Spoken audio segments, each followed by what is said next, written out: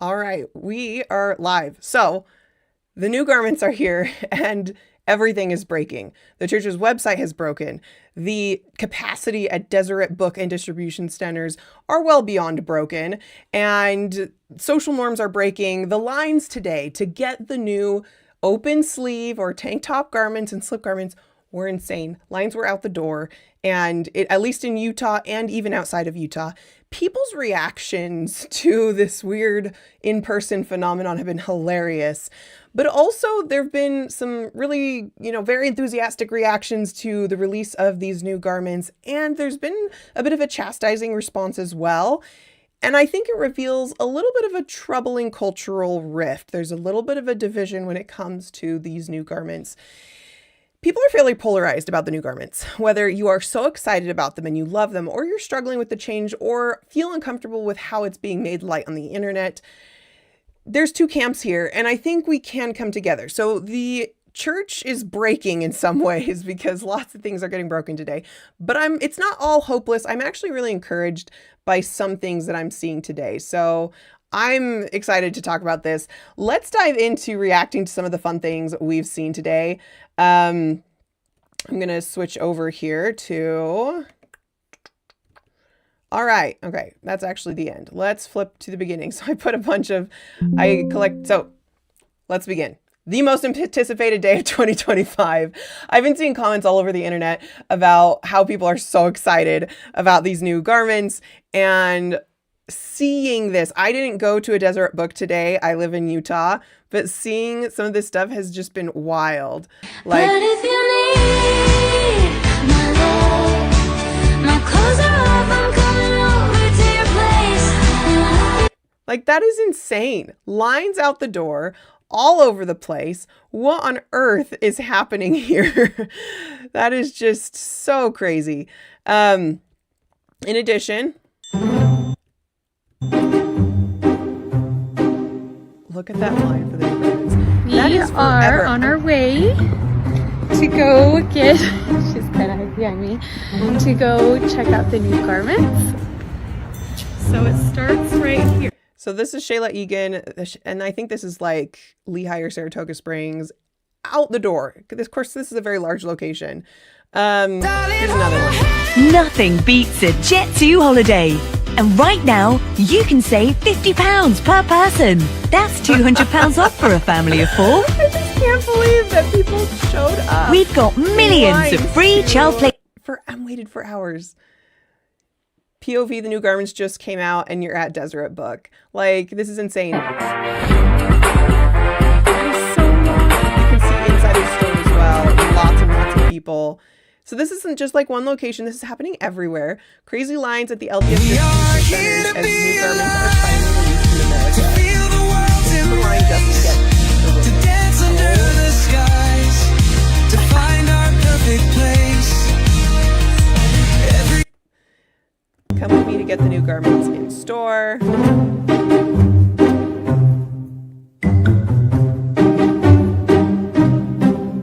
Someone gave instructions. Okay, that line's not too bad. Even the other okay, but that line. What? Oh my god, it's going all the way to the back.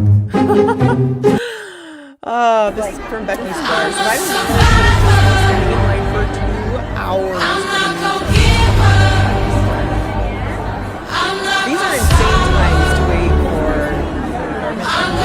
I'm pretty sure this is unprecedented in the Church of Jesus Christ of Latter-day Saints. I don't think we've ever had like a release like this. Saratoga Springs location is packed. This was in the BYU bookstore in Provo, Utah. They have a distribution center in the basement of the BYU store, and like the lines out the door. So yeah, I stay in line for new iPhones. My wife stays in line for new garments. We are not the same. The reactions are crazy. So what I loved have been some of the comments on this. Absolute garment-geddon at Deseret Book. I went to get some literature, completely unaware what was going on. Garment Armageddon has begun. Someone called it White Tuesday, and it made me laugh out loud. That one is funny because some of like the reactions looks like a Black Friday sale. People just clearing out and standing in line to get their hands on the new product. It's just insane. But It's giving toilet paper of 2020 vibes. That one made me laugh. And this one too. People acting like it's COVID with these garments. So they're just having fun saying like, wow, people are so enthusiastic to get their hands on the new garments. As far as wait times go, so someone said I had to wait an hour in Las Vegas. So that is outside of Utah, and they're still waiting an hour. Shima Bachman said only 40 minutes at the BYU store. I had heard reports 3 hours. The longest I'd heard was a 4-hour wait, which is insane, mostly in Utah. But I've been hearing between 1 to 3 hours, even in places like Las Vegas, Arizona, New Mexico. So like the Mormon corridor, if you will, the Latter-day Saint belt. It was a phenomenon. Okay, this one's interesting. I'm amazed at the LDS influencers that are standing in lines for multiple hours to get them. So, I mean, was this just LDS influencers though? Clearly a lot of the influencers were posting about it, but those lines, there are not that many influencers. This was very much a grassroots effort. And in fact, I don't even know how it happened because I had no idea that the garments were being released today. I just like got on social media and saw everyone was posting about these lines. I'm like, how did everyone else find out about when the garments were getting released? But clearly the word just spread super quickly and people were like, I need to get my hands on these. I'm so excited to try these new designs. This Sunday is going to be very interesting for fashion show. Don't you wish there was a rush like this to get to the temple? And okay, I think this comment is kind of indicative of some of the discomfort some people are feeling. So clearly lots of people showed up. Lots of people were super excited. But some people feel a little uncomfortable about the fact that we like rushed to get our hands on these new garments, but maybe we're not rushing to go to the temple with the same rigor. I will say, despite the Black Friday appearance outside that people were just standing in lines, it was chaos. People were elbowing and punching to just get their hands on the garments.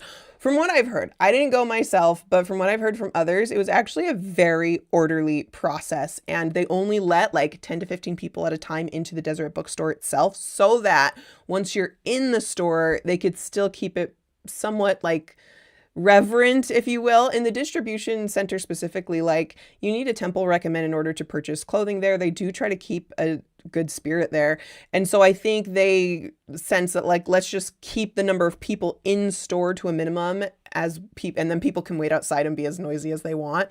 And they said that Deseret Book handled it really well. Clearly they were preparing for this, which is, props to them. I don't know. Maybe I just was too skeptical of church bureaucracy, but for some reason, Deseret Book, like I had heard that they have like pallets of it. They knew there was going to be a big rush. So they came prepared and they had systems in place to be able to process crowds of people across the state of Utah and even outside the state of Utah. So great job to Deseret Book for anticipating this rush. I didn't anticipate this rush. Honestly, I did not think that the day the garments would be released, it would be like this. I thought maybe like the online store would be sold out, which it is from what I understand. I mean, I tried later today to try to log in and it still is crashing and there's nothing available. So I anticipated that. I did not anticipate the brick and mortar stores to kind of have a rush on them. Here's another one. Why are we judging each other? People are excited for the new fabric or style. Hallelujah.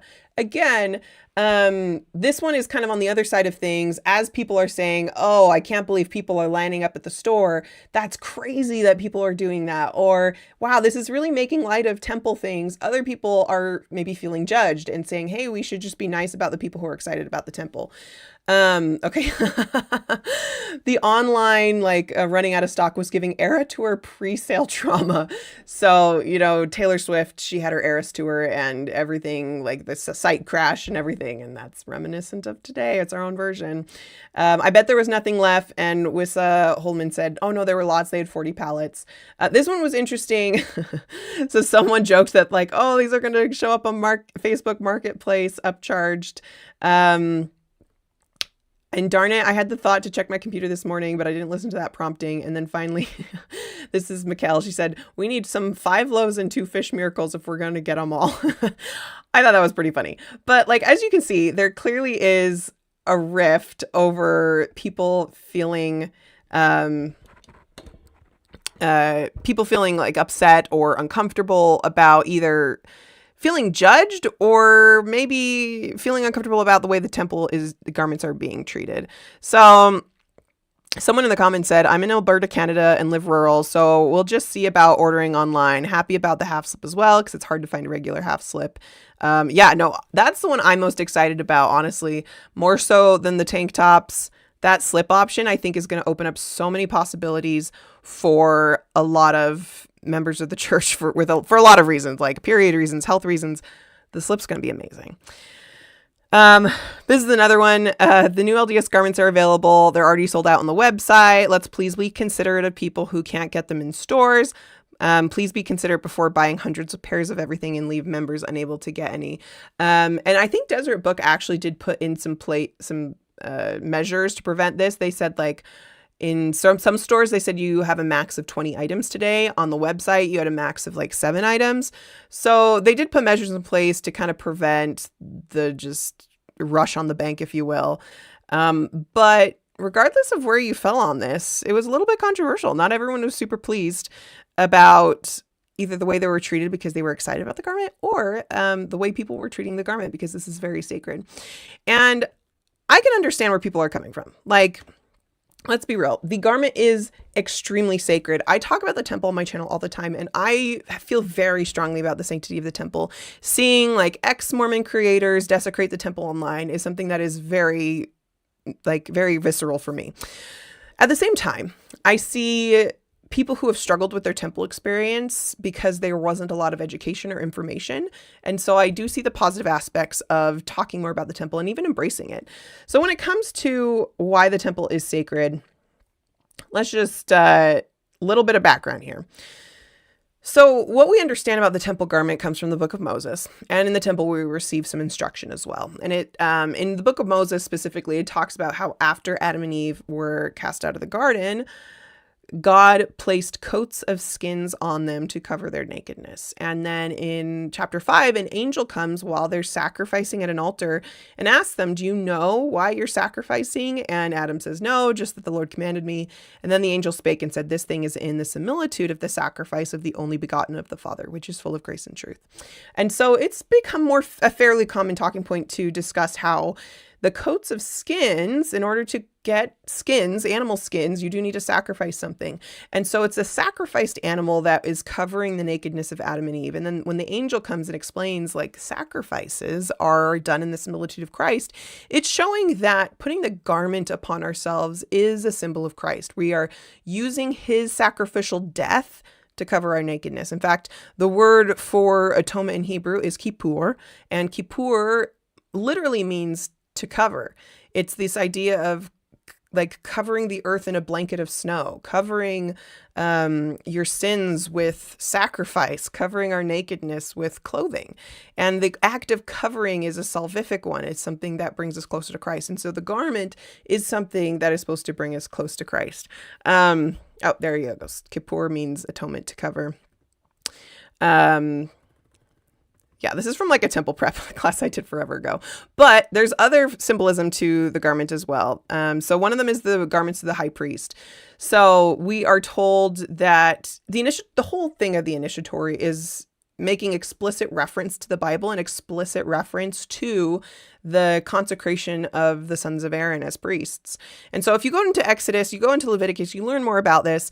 It talks about washing, anointing, clothing, naming. It has all elements that we're familiar with in the initiatory.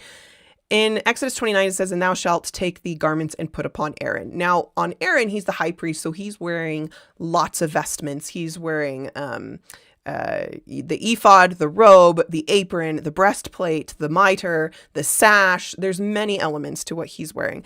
But all priests, including Aaron, also did wear breeches or undergarments that were white and linen as well. In Exodus 28, it talks about, thou shalt make them, the priests, linen breeches to cover their nakedness from the loins even unto the thighs they shall reach. And the Bible doesn't give explicit symbolism of what this means, but the thought is that it's about purity, it's about restraint, it's about moral virtue. And so when we place upon ourselves the garment, we've got the symbolism of Christ's atonement. We've also got symbolism that we are partaking in an order of ancient priests when we participate. there's also this idea of innocence and nakedness. So a baby, when it comes out of the womb, they are innocent, they are pure, they are naked. And when we enter the initiatory, I think it's kind of a divesting of pride and a divesting of our accoutrements, of our clothing, of the worldliness around us. And we're really stripping down to just the most humble, the most innocent that we've ever been, because we want to ascend higher. And so that's this idea that we need to be reborn, similar to baptism. It's a rebirth, except we're being spiritually reborn. And so we do that symbolically by removing our normal street clothes and wearing very simple white clothes, being clothed in the garment of the holy priesthood. We're, it's the very first layer. It's our underwear. It's the thing closest to our skin. And it's that first piece of clothing that indicates that we are progressing in some way. All right. So, okay, we already covered that. So that pretty much is, what makes the garment super sacred. And we all understand that it is a beautiful and a sacred thing. But so I understand where people are coming from when they're concerned about people making light of the temple garment or making a spectacle of it. I remember when the New York Times wrote a piece on this. So we've had several waves of the garment come out. They announced the garment, like these new garment designs, last year, but then they showed up for the first time outside of the US during the summer. And that's when we had a lot of influencers starting to showcase these garments. And the New York Times did a piece on it and said, wow, Latter-day Saints are going crazy about these garments. And a lot of people felt uncomfortable that we were making a spectacle of something very sacred. And I can very much appreciate that as someone who views the garment as sacred myself. I love the garment. But at the same time, you've got people who are feeling judged, that they're just like so excited and they're so happy for the garment for a variety of reasons. Everything from being very superficial to very visceral and personal. Whether you are just excited to wear new styles or whether you have serious health conditions that these new garment styles are going to help you a lot with. I can very much appreciate just wanting to feel joy over this. So there was one commenter who said, like, let's have grace for the people who are excited about the garment, and let's also have grace for the people who are struggling right now. And that's kind of where I'm at right now. I feel like I don't want to like knock on people who went to the launch party of these new garments and who were so excited to just wait in line and rejoice with their sisters and brothers and to, try on these new garments. I also don't want to knock on the people who are feeling uncomfortable about this, because I think both are actually equally valid.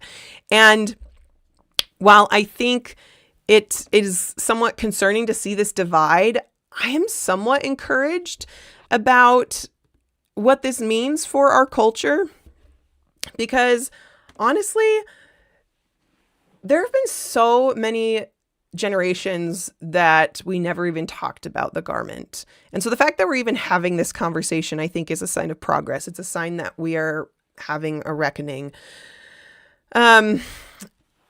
Like President Benson, I think it was President Benson, said that sometimes people have a poor experience in the temple because they've never, because their parents never talk about the temple. And so a proper education or a proper background is really helpful in helping people love the temple. For a long time, we never talked about the garment. Part of that is because it is very sacred and people wanted to be very cautious of not doing an expose on the garment. Part of it, I do think, was a certain sense of embarrassment too. I mean, it's our underwear. People have mocked us for our Magic Mormon underwear. And there's a little bit of shame about talking about your underclothing. That is super understandable. But I do think in the last few years, as more Latter-day Saint influencers have come forward and wanted to share like modest fashion, and honestly, like I wish when I was a teenager, I had like modest fashion role models to look up to. That would have helped me a lot. But as we've seen more people talking openly about their garments, I think it's taken the teeth out of that criticism of like the Magic Mormon underwear. Instead of like shying away from it or being embarrassed, a lot of Latter-day Saints are coming forward and now embracing and leaning into this and feeling like I can just love my covenants. And yeah, I can talk about like maybe superficial things about how thick or thin straps are, but honestly, like, I think it's a beautiful thing we're having discussions as long as they're respectful and sacred. And I do think we can cross the line. I do think there are things we can do that wouldn't be within our temple covenants, but as long as we're being respectful, I think it's a beautiful thing that we're finally starting to talk about this. And so that even the fact that there's division means that there is conversation happening. And so I love that there are people excited about the garment. I love that there are people still very concerned to make sure that this is something we keep sacred. And so that's kind of my take, that like we need to have grace for people on both sides. I think President Nelson has encouraged us to be peacemakers. Elder Stevenson in the last conference has encouraged us to be peacemakers. And I think that means trying to see both sides, trying to understand the empathy from both sides a little bit. It is completely valid to be uncomfortable with the changes. It is completely valid to be really excited about the changes. And I'm in the middle. I don't really have a dog in the fight, to be honest. I've never been like, I wasn't like overjoyed about the garments, but I wasn't terribly uncomfortable with them either. It's just like, oh, okay, I guess this is the new thing.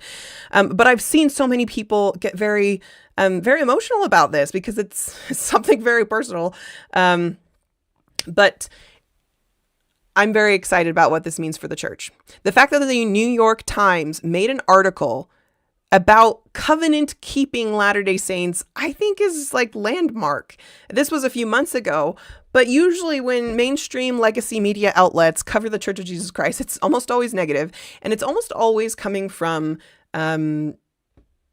like an ex-Mormon perspective or a critical perspective or people complaining about the church. And this article wasn't all flattering by any means, but it was mostly coming from active Latter-day Saints. And that was like, it was remarkable to me that we've gotten to the point where there are enough people voicing their opinions online from a faithful, active, believing perspective that the New York Times thought that was worth covering. And so I think that portends something positive for our church overall, that we have the potential to be a beacon of light as covenant keeping, believing, all in members of the church. We can be an example to the world. And even if we draw attention because we're excited about our underwear, like we're leaning into it. We are embracing the fact that yes, we keep covenants, we go to the temple and we love this and we don't care what you say about us. We're still going to keep our covenants and we're not ashamed to talk about it. So it's been a really interesting thing to kind of see this unfold. And we've seen 3 waves of it because of the initial announcement, the early release, and now the US release. I don't know what it's been like outside of the Mormon corridor, the Latter-day Saint belt. But I'd be interested to know what you guys think. In the comments here, we have a few people talking about how like, well, it's super cold right now anyway. Why would you need tank top garments? Very valid. In Utah, at least, it is pretty cold. I imagine in Arizona, it's still a little bit warmer. I live in Salt Lake City. It's officially cold here. I'm wearing sweaters now every day. Even if it was summer, I have no desire to wait in line to buy garments. Yep. Here in New Zealand, no one is talking about this. And they came out a month ago, never sold out, never had lines. Yeah, that's pretty funny. And that's pretty expected too. I do think because there's so much of a geographic concentration in Utah, there does tend to be a little bit of a like a contagion effect. People are like, oh, the garments. And then you're like, wait, the garments, I should be worried about this too. So that happens. But one thing I've also noticed is some people looking down on those in Utah who are outside, like, oh my gosh, these Utah people, they're going crazy. Like, get yourself together. And, you know, I can appreciate that. We can laugh at ourselves. Yes, sometimes we go over the top. But at the same time, my main message is I think we should have grace for everyone. We need to have grace for the people going crazy. We need to have grace for the people maybe being a little conservative. We need to have grace for the people outside of Utah who just can't even relate to this phenomenon. And the people outside of Utah should have grace for the people within as well. Like, we're all brothers and sisters. We're all in Zion. And so I would hope that we can just try to bring ourselves together a little bit. I'm less concerned about what is right and wrong about how to talk about the garment in this situation than I am about the fact that as members of the church, there is this rift. There's a little bit of a fracturing here. And so I would love to see us come together more and just embracing the fact that we're Latter-day Saints. We love our temple covenants and everyone is expressing that a little bit differently. So yeah, let me know in the comments what you think about this new change. Have you tried the new garments before yet? Have you gotten your hands on them? What do you think of them? But also, what do you think about this rift happening? How do you feel about the fact that people are standing in lines outside of Deseret Books? And how do you feel about the fact that some people are uncomfortable about how it's being made light of?